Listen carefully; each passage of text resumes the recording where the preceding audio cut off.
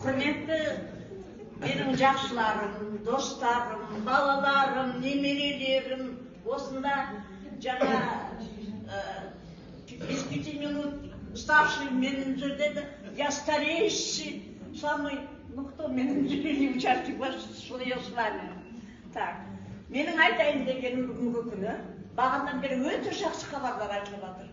Әсіресе мынау Алтайдың шөптері, оның денсаулыққа жақсылығы, оған бәріміз таныспыз, білеміз. Мен осындай екінші рет, мен бүгін айтайын деп тұрғаным, Мақсұт Рысбекович, бұл нағыз современность деп білемін. Бүгінгі күннің жаңалығы біздің алғашқы қадамдарымыз, алып қадам, жақсы қадам, жаңалық қадам.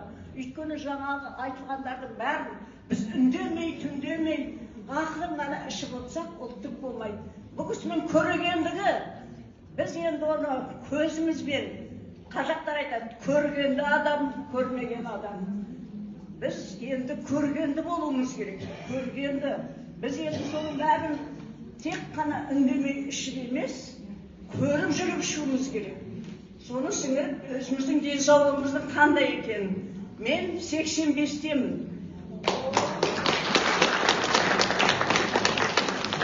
Немерелерімді айтып мақтанбаймын, шөберелерімді айтып мақтанамын. Шөберелерім мені настоящая Ажека дейді, супер апа дейді, астаналықтар дана апа дейді, сол сияқты жақсы аттарым көп. Ал енді Мақсат Рысбековичке риза болатыным, осының бәрі біз жаңғырмасақ, білім алмасақ, жүрмесек, тұрмасақ, осының барлығы кішкене 100% қалданады деп ойламаймын. Ал енді біз қазір күн сайын жылжып келеміз, жаңғырып келеміз. Сондықтан саяхат туралы айтқым келіп тұр. Саяхат. Мен өткенде келгенде осында основатель этой путешествий өзі қандай болса дейді, жанына сондай кісілерді жинайды дейді. Өткенде мен өте жақсы адамдармен таныстым, дәуренмен, өте білімді, тамаша, үлкенмен кішімен жақсы түсіндіреді. Оған қарап, сен оянасың. Сергеймен, Алексей. Мен оларға айттым, я хочу путешествовать, я хочу зарабатывать, я хочу быть здоровой дедом. Так что я с вами. Не только что я с вами, вы со мной.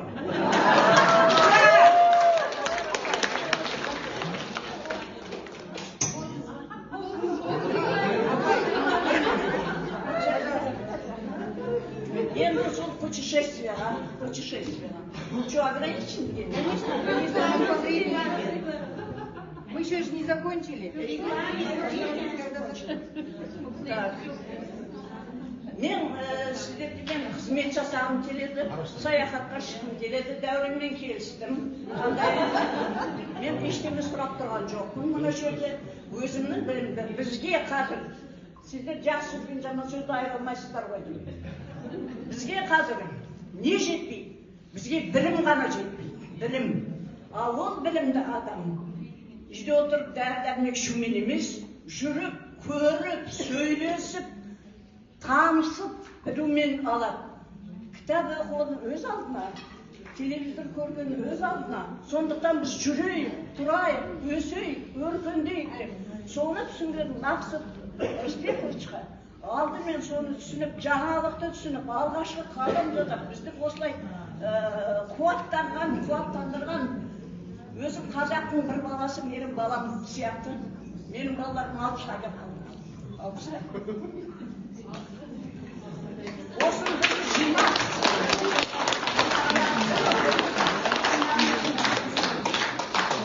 жинап, бізде айтып, біздің көзімізді ашып отырған, мен соған алғысымды айтқым келеді. Алғысымды. Балалардың бәрі осындай болсын. Осындай болсын. Білгендеріңізді айта жүріңіздер, көре жүріңіздер. Ал енді саяхатқа шығу, ол осының бәрін қорыту деген сөз, өсу, өркендеу деген сөз, ауырмау деген сөз. Менің балам айтты, мен айттым. Мына Қорлан деген сіздердің қыздарыңыз мен әкелді. Мен де бүгін кісі әкелдім. Benim babam aytты. Кісі болғанда мен академияның кісісі.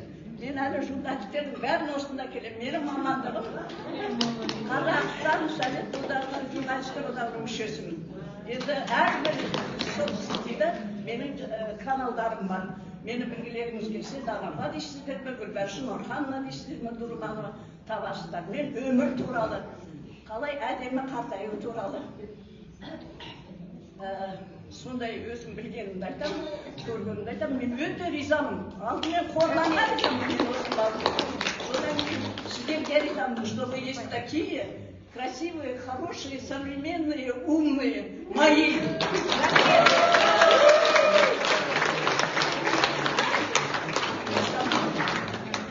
Жақсы, Алла разы болсын сізге, үлкен рахмет. Давайте поаплодируем.